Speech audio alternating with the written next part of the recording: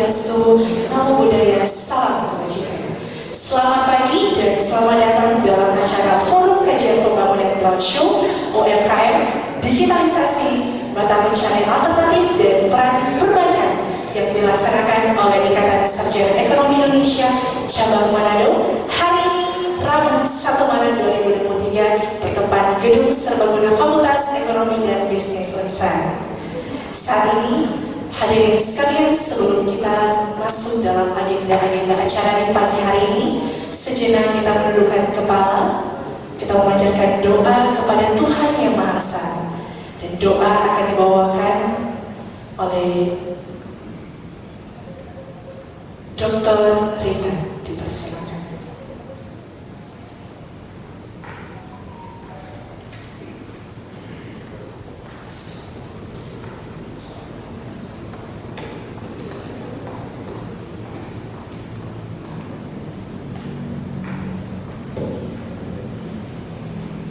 Izinkan saya berdoa menurut keyakinan saya, Kristen Protestan. Mari berdoa. Ya Allah Bapa kami, yang kami sembah dan muliakan, kami mengucap syukur untuk kesempatan yang indah pagi hari ini. Bisa bersama dalam kegiatan Ikatan Sarjana Ekonomi di Universitas Samratulangi Manado, khususnya di Fakultas Ekonomi dan Bisnis. Pada pagi hari ini Tuhan, dalam agenda kegiatan Forum Kajian Pembangunan Roadshow, kami mengucap syukur memiliki kesempatan untuk bisa bersama dengan Bapak Rektor Universitas Samratulangi, Ibu Dekan Fakultas Ekonomi dan Bisnis, Pimpinan ISEI Cabang Manado, Bapak Ibu narasumber Lembaga Penjaminan Simpanan, Bank Indonesia, Bank Rakyat Indonesia, dan seluruh peserta yang telah hadir pada pagi hari ini. Kiranya kegiatan pagi hari ini boleh berlangsung dengan baik dan seturut dengan kehendak Tuhan dari awal sampai selesai, hanya oleh kasih dan penyertaan Tuhan. Terima kasih Bapa di surga. Doa ini kami sampaikan hanya di dalam nama Tuhan Yesus Kristus.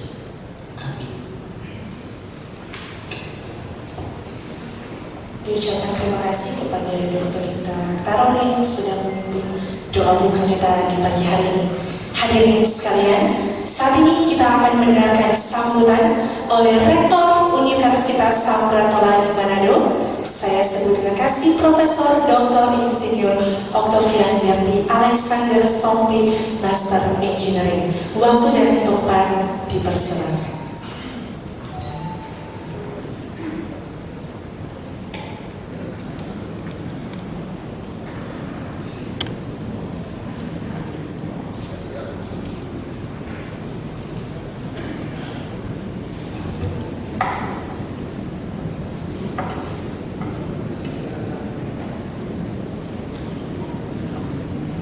Shalom, Assalamualaikum warahmatullahi wabarakatuh. Om Swastiastu, Namo Buddhaya, Salam Kebajikan. Yang saya hormati ANU Indonesia Project, Australian National University Professor Budi Reso Sugano, Kepala Eksekutif RBS Lana Sulistianingsi, Kakanwil DJPB Sulawesi Utara, Ibu Ratih Hamsari Kusumawardani, maaf ya. Ibu adalah Dewan Pengawas Universitas Samratulangi.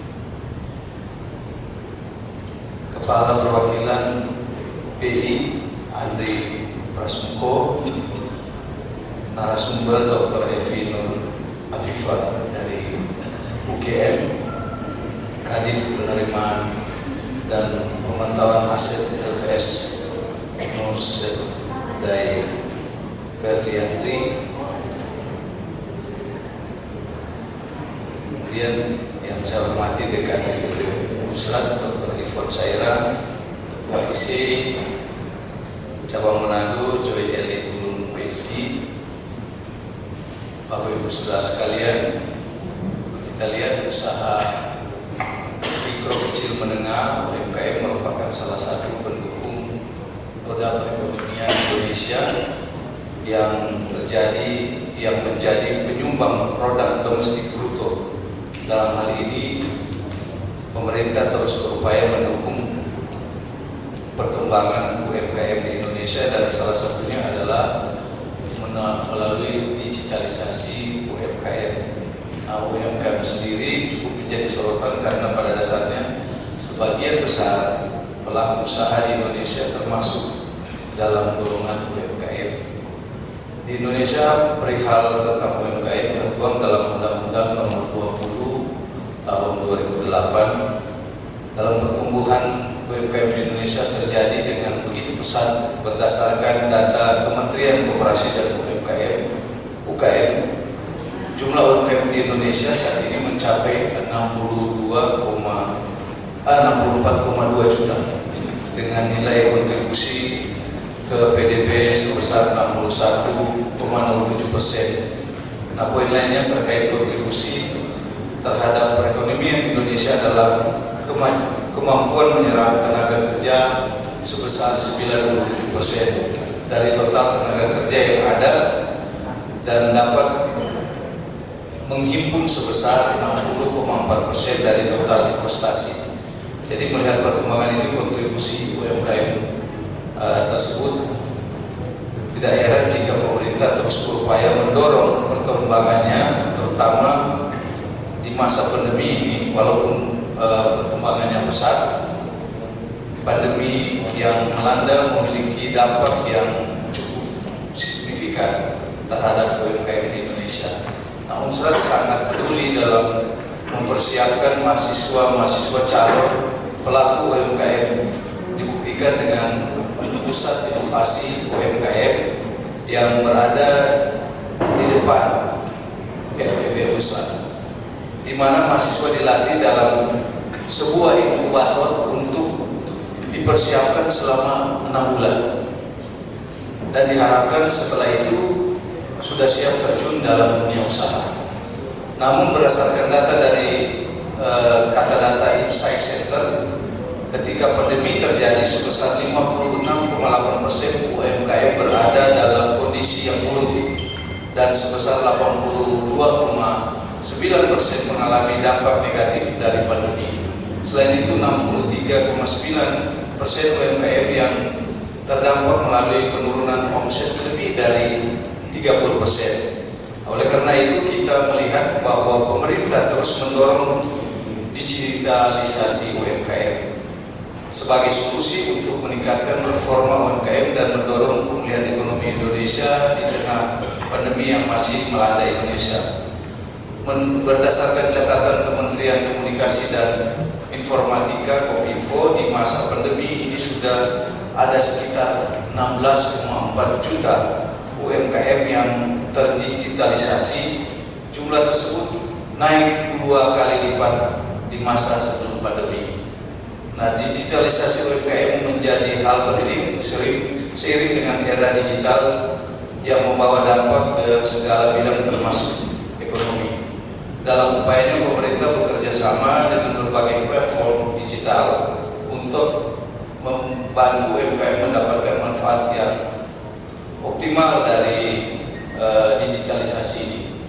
Nah, digitalisasi menjadi agenda penting untuk UMKM karena digitalisasi sendiri dapat membantu para UMKM untuk bertahan di tengah pandemi dan meningkatkan daya saing serta mendapatkan berbagai kemudahan dalam manajemen bisnisnya. Nah, berdasarkan data dari World Bank, 80% UMKM yang sudah terhubung ke ekosistem digital memiliki ketahanan yang lebih baik. Sementara menurut LPEM, FEB-UI dan Tokopedia di tahun 2020, digitalisasi membuat 7 dari 10 pelaku usaha mengalami peningkatan volume penjualan.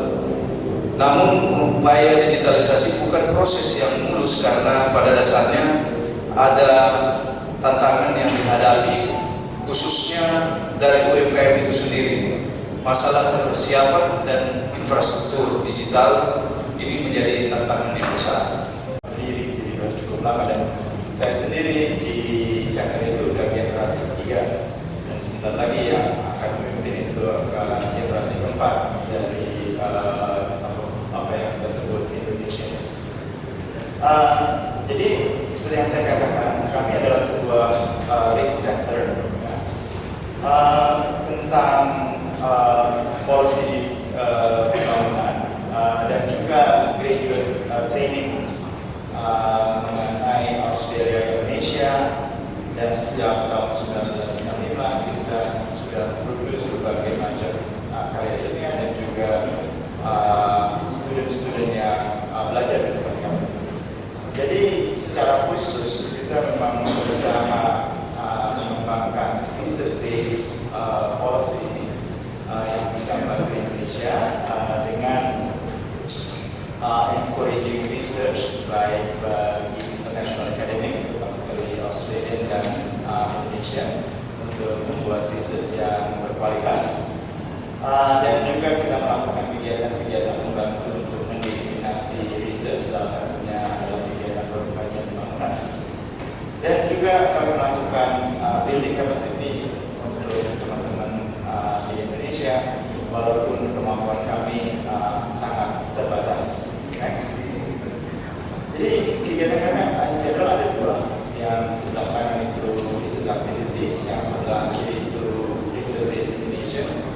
Di research activities setiap staff yang ada di center kita ada sekitar 11 orang, 5 ekonom, 4 political science dan 1 orang antropologi.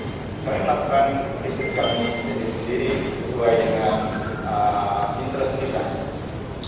Kita punya juga PhD student kami cukup besar, walaupun saya di ekonomi misalnya kami hanya berlima, tapi kita punya sekitar 20 PhD student. Saya sendiri punya 6 PhD student orang Indonesia. Jadi saya banyak juga orang Indonesia mengambil di program kami. Kalau dengan political science, politik kasus besar kami, mereka juga setiap member itu bisnis studentnya itu ada 3. Jadi kita juga cukup banyak punya bisnis student orang Indonesia. Itu yang orang Indonesia. Kalau ditambah dengan yang orang asing, ya kita jadi lebih besar. Dan kita punya beberapa program untuk jalin kerjasama dengan peneliti-peneliti di Indonesia. Jadi step pertama kami melakukan strengthening capacity Indonesia adalah mendidik orang Indonesia untuk mendapatkan doktoral di program kami. Step kedua adalah kami menyediakan program visiting program. Jadi teman-teman di Indonesia yang punya paper dan kira-kira mau dapatkan input itu setahun sekali kami adakan invitation. Dan kami pilih 1 atau 2 setiap tahun kegiatan selama 4 minggu di Canberra. Dan ini sudah berlangsung cukup lama juga dan selalu ada. Dan walaupun saat ini sebagian besar yang datang adalah PhD student yang sedang mengambil doctoral degree di luar negeri, karena mereka juga berhak untuk datang karena mereka juga akan pulang ke Indonesia. Yang kedua, kita punya kolaboratif riset. Jadi setiap tahun Maret nanti kita akan keluarin small research grant proposal. Jadi gak besar-besar sekitar 15.000 Australian dollar untuk pasangan antara riset Indonesia dan riset Australia.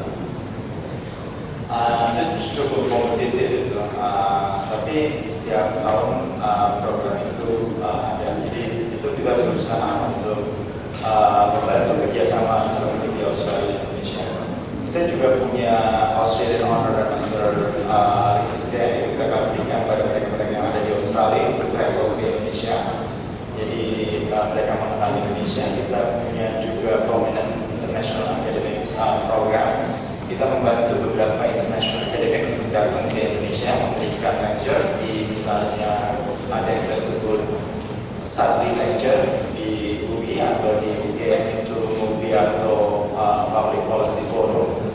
Dan sekarang mulai di Universitas Andalas itu yang kita sebut Hendra Semarang Public Lecture. Jadi kita berusaha bekerja sama dengan Universitas Indonesia untuk mendatangkan internasional pembicara untuk topik-topik tertentu.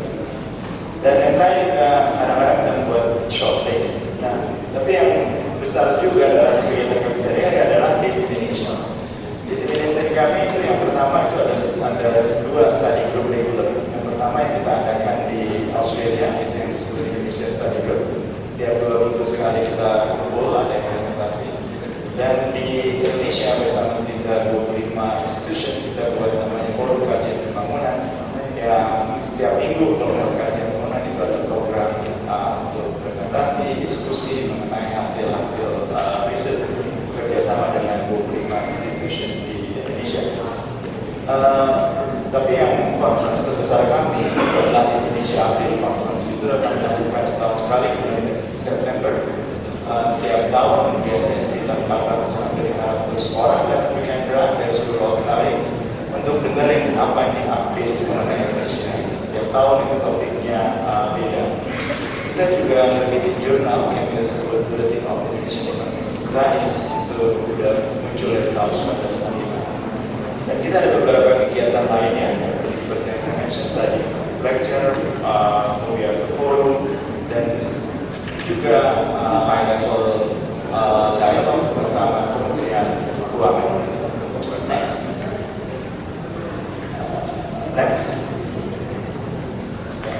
Nah, sedikit mengenai Indonesia Update. Jadi seperti yang saya katakan, Indonesia Update itu tiap tahun topiknya beda-beda dan nggak selalu ekonomi. Sebagai contoh, tahun lalu itu topiknya mengenai gender equality, diversity di Indonesia. Ya, ini juga sekitar penuh itu, sekitar 300-an berapa itu, walaupun ini baru di akhir masa COVID. Dan ada beberapa pembicara internasional yang kami datangkan, juga ada beberapa pembicara Indonesia. Setiap update, pembicaranya itu biasanya 50% orang asing dan 50% yang peneliti Indonesia yang kita undang ke Canberra. Tahun ini update-nya mengenai urban environment. Jadi kita akan bicara mengenai urbanisasi di Indonesia dan akan dilakukan di tanggal 15 dan 16 Februari. Selanjutnya. Nah, setiap update itu menghasilkan buku. Jadi kalau tahun lalu ada update, tahun ini bukunya muncul. Ya, jadi pembicara-pembicara di update itu kita minta untuk memperbaiki pembicaraannya untuk menjadi paper dan kemudian muncul buku. Karenanya ini buku-buku dari update-update sebelumnya bisa dilihat bahwa 2019 dari update 2018 itu mengenai minority di Indonesia. Terus kemudian mengenai demokrasi, mengenai COVID, dan yang kemarin mengenai health. Itu yang muncul tahun ini bukunya itu mengenai gender. Jadi setiap tahun itu jadi buku yang diterbitkan oleh ISIS. Next. Nah, jurnal kami itu yang terbit tahun 1965. Dan setiap nomor itu ada survei of recent development. Jadi kalau mau belajar ekonomi Indonesia itu nggak bisa baca jurnal ini karena ada report mengenai ekonomi Indonesia dari tahun 1965. Jurnal ini sekarang udah jadi kompetitif, ya, impact faktornya sudah di atas 3, dan rejection rate-nya sudah mencapai 90%. Jadi memang agak sulit untuk bisa mempublish jurnal ini. Tapi kita juga terus encourage teman-teman dari Indonesia untuk bisa mengirimkan artikelnya. Jadi pada waktu, sebagai contoh, pada waktu pertengahan tahun 2000-an itu artikel dari Indonesia itu 2 tahun 2 tahun 1 artikel. Untuk setiap tahun ada 16 artikel. Kalau saat ini jumlah penulis Indonesia sudah mencapai 50%. Ya, saya mengerti kalau ini memang bukan topik yang menarik buat teman-teman mahasiswa. Tapi mungkin ini informasi yang cukup penting untuk teman-teman dosen-dosen muda. Selanjutnya, di forum, nah ini mengenai forum kajian pembangunan, kita berusaha merangsang agar setiap institusi di Indonesia itu mempunyai seminar bulanan, ya paling nggak seminar bulanan atau seminar mingguan, karena satu-satunya cara buat faculty member dan juga buat mahasiswa lainnya untuk bisa mengikuti perkembangan ilmu pengetahuan adalah dengan regular seminar. Hanya dengan regular seminar kita bisa mengupdate ilmu kita, karena kita nggak sekolah lagi. Dan caranya buat kami adalah melaksanakan forum kajian pembangunan, datang ke Universitas Sampurasun lagi, dan encourage teman-teman di Sampurasun ini untuk keep doing presentasi yang regular. Dan ini biasanya harus faculty member yang presentasi, ya. Jadi faculty member secara rutin, makanya setiap kali FKB roadshow kita selalu harus ada satu dari model yang bikin presentasi. Next, ini yang forum kajian pembangunan. Terus kemudian ini informasi mengenai Indonesia Project. Bagi yang ingin tahu lebih banyak mengenai Indonesia Project, silakan lihat. Dan terus terang kami sangat tertarik kalau ada teman-teman dari daerah untuk bisa sekolah di tempat kami, untuk bisa berkunjung di tempat kami. Hanya saja memang fasilitas yang ada di tempat kami itu terbatas, jadi dibutuhkan kompetisi yang cukup ketat. Tapi bukan berarti tidak ada. Kami punya student dari Aceh, kami punya student dari Kupang, kami punya student dari Flores, kami punya student dari Buton. So untuk teman-teman terutama saya yang muda-muda, aiming high, ya, artinya coba kejar sesuatu yang agak tinggi, karena untuk zaman sekarang itu semuanya mungkin, dan itu memang nomor satu, pay attention. Kalau nggak bisa pay attention, nggak bisa fokus. Kalau nggak bisa fokus, nggak bisa aiming high. Terima kasih dari saya. Thank you and thank you very much to the Australian National University Indonesia Project, Profesor Budi Reso Sudarmo. Saat ini kita akan masuk dalam sambutan.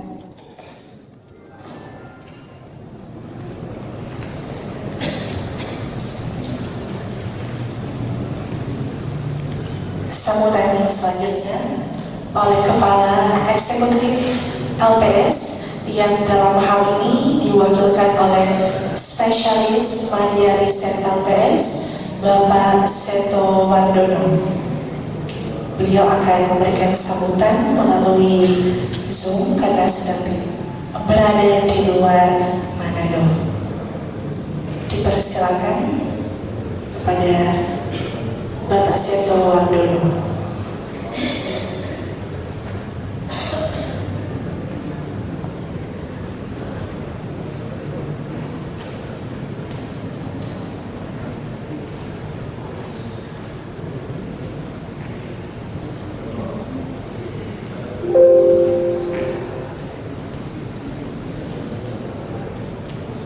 Dipersilakan kepada Bapak Seto Wardono selaku Spesialis Media Riset LPS untuk memberikan sambutan.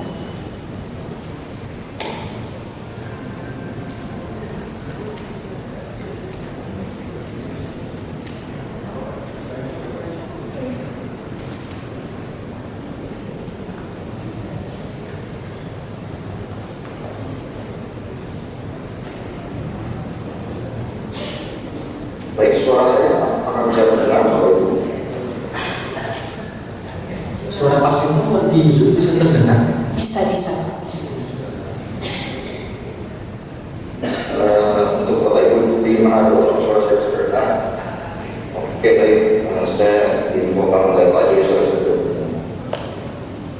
Baik, yang saya hormati Profesor Dr.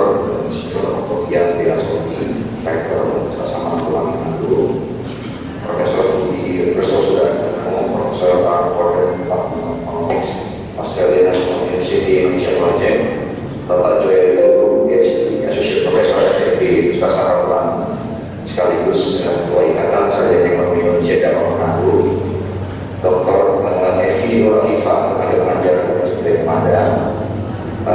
kami Bapak Polsek dalam Karyadi oleh isi terima dan malam PNS serta Bapak Ibu pendiri yang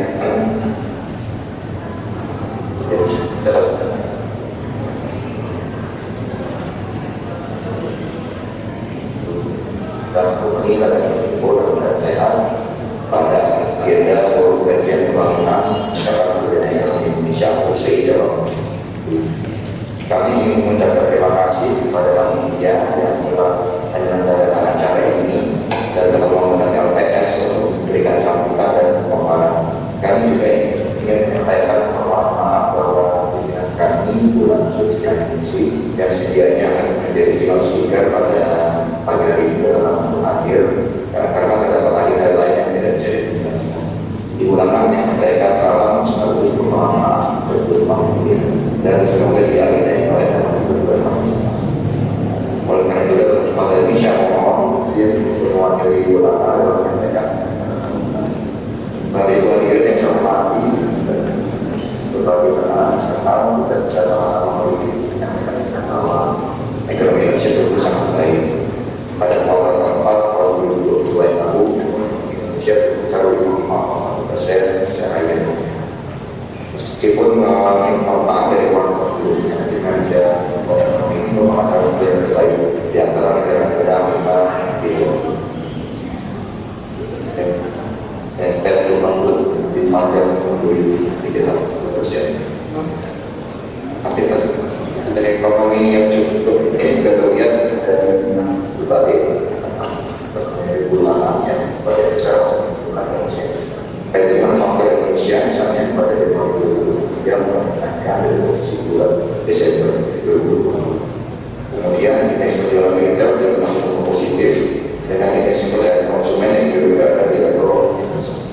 Penjual sepeda motor yang berfungsi dengan kelas bawah dengan sementara surplus neraca perdagangan juga terus berlanjut. Setidaknya kondisi itu menunjukkan bahwa ekonomi domestik kita di Indonesia bilang resilient terhadap apa yang terjadi di level global.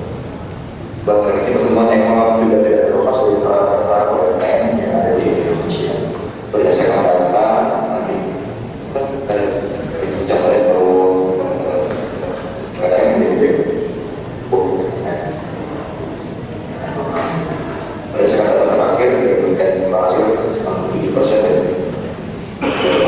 dari yang ada di Indonesia. Selain itu UMKM juga berkontribusi sebesar dengan besarnya UMKM terhadap ekonomi nasional ini berdasarkan perlu berikan ya UMKM ini dapat tumbuh dan terus berkembang. Akhirnya dampak atas pertumbuhan dan perkembangan UMKM-nya juga dirasakan oleh masyarakat secara luas. Hal itu hadirin yang saya hormati beralih pada hubungan dan sisi perbankan apabila intermediasi perbankan kan berjumlah pekerjaan seiring dengan pemulihan ekonomi. Penyaluran kredit tumbuh sebesar 10,53% year pada bulan Januari 2023. Sementara datangnya Liga atau DPK tumbuh sekitar 8,03% year pada periode yang sama. Hal ini menunjukkan bahwa dana yang dari sistem perbankan secara gradual tersalurkan ke sektor real termasuk ke UMKM. Industri perbankan nasional kita juga masih dalam kondisi yang stabil, yang mana level permodalan bank secara nasional sudah sangat tebal dan berada di angka 25,9% per Januari 2020. Lalu kondisi likuiditas perbankan saat ini juga dalam keadaan yang sangat ample. Rasio alat likid per non deposit atau AL serta alat likid per yang tinggal AL DPK menjadi 2023 masih aktif sekitar 129,4% dan 29,13%. Nilai ini sudah jauh dari setengah resiko. Situasi ini membuat perbankan kita masih berkondisi yang sangat memadai melakukan ekspansi kredit sebagai menjaga permodalan dari ketidakpastian. Lalu kita melihat penyaluran kredit pada ekonomi dan pertumbuhan juga terlihat sangat baik. Penyaluran kredit pada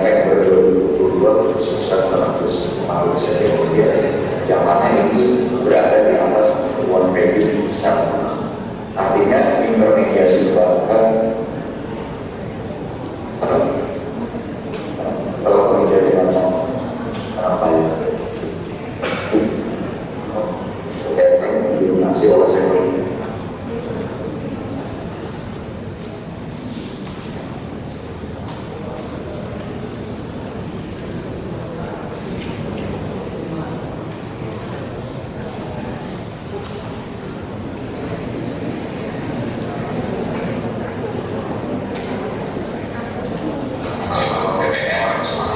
yang banyak yang banyak masyarakat yang mana sebagai besar juga adalah namanya Jawa DPR per November 2022 yang cukup baik sebesar yang membuat 10,7%, yang mana DPK juga tumbuh sebesar 8,4%. Hal ini mengindikasikan bahwa dana yang ada di DPR mulai berdistribusi pada sektor real bagaimana diri sama seperti akan melihat bagaimana orang PNS atau lembaga yang semangat dalam mendukung permohonan terkait. LPS adalah lembaga negara yang ketika ada menjadi semangat sabar dan melaksanakan resolusi perwakilan. LPS menjadi permohonan kerja masyarakat dalam seluruh pelatihan dari Indonesia maupun DPR menjadi bagus. Tidak